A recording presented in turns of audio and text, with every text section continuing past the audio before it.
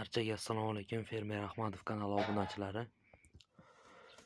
Bugun xudo xolasa 18-yanvar hafta kuniga yakshanba 2026-yil. Bugun bozordan shu g'ozlarimizni olib chiqdik. O'zi indudka olgani chiqdik. Indudka bu hafta umuman chiqmabdi. Bitta xo'rozi chiqdi xolos, boshqa yo'q. Bir dona indudka chiqqan ekan. Ularni o'rniga shu g'ozlarni olib berdim. Bir jup.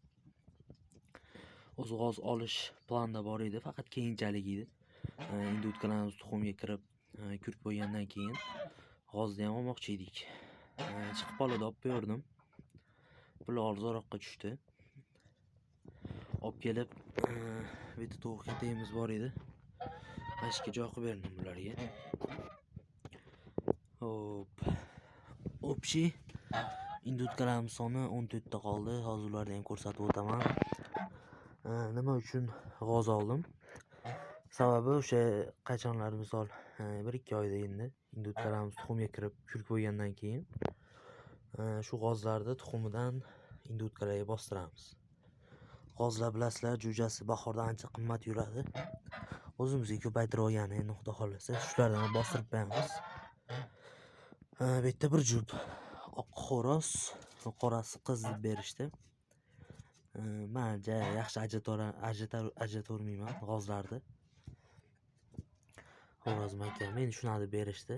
Ishonib oldim.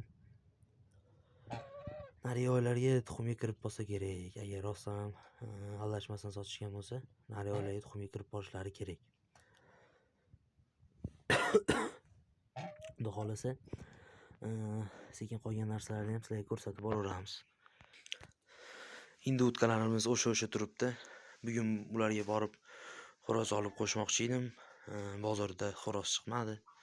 Chiqdi bitta, endi u qimmat narx aytdi. Shunga olmadim. O'zi biz xo'rozlarni sotaverdik, o'zimiz indudka xo'rozlarini. Yoshroq edi. Endi xudo xolasa keyingi haftaga chiqib qolsa yana olib beramiz. Bitta hozir 14 ta makoni qoldi. Chiroyli qorabosh indudkalarimizdan ham bor.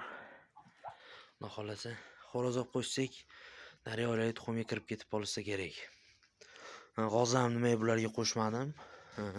Indudkalarimizni yemaydigan joyi maytdan. G'ozlarni mana setkadan kallasi sig'mayapti. Shunga baqa g'ozlarni tashlamadim. G'ozlarni o'zini alohida ana maytga katayibizda turishibdi. Betga qo'yib qo'ydim. Baqa g'ozlar kallalari sig'mayapti, yeyolmayapti onda. Shunga alohida qilib berdim. Endi xudo xolasa keyingi haftaga chiqib qolsa yana indudkalarni olib qo'shamiz. Bu hafta chiqmadi. Undan oldingi hafta rosa ko'p chiqdi indudka, bozorni bosib ketdi. Bular ham arzon chiqdi. Bu hafta ham shuna chiqib qolarmikan deb bordim. Ha yo'q, umuman chiqmabdi. Xo'p, endi sizlarga quyonlarni ko'rsatsam. Mana quyonlarimiz. Quyon kataydan bitirib oldim. Video qilib chiqaraman dedim, esimdan chiqib qopti. Xo'p. Bitta Kaliforniya erkak quyonimiz. Bu ishlashga tayyor ekan. Zo'rg'a turibdi o'zi ham. Buni qo'shganman. Hop. Aytdi, o'zimizning qiz quyonimizga qo'shganmiz Velikanga. Qo'shganim shu bir haftacha bo'lib qoldi.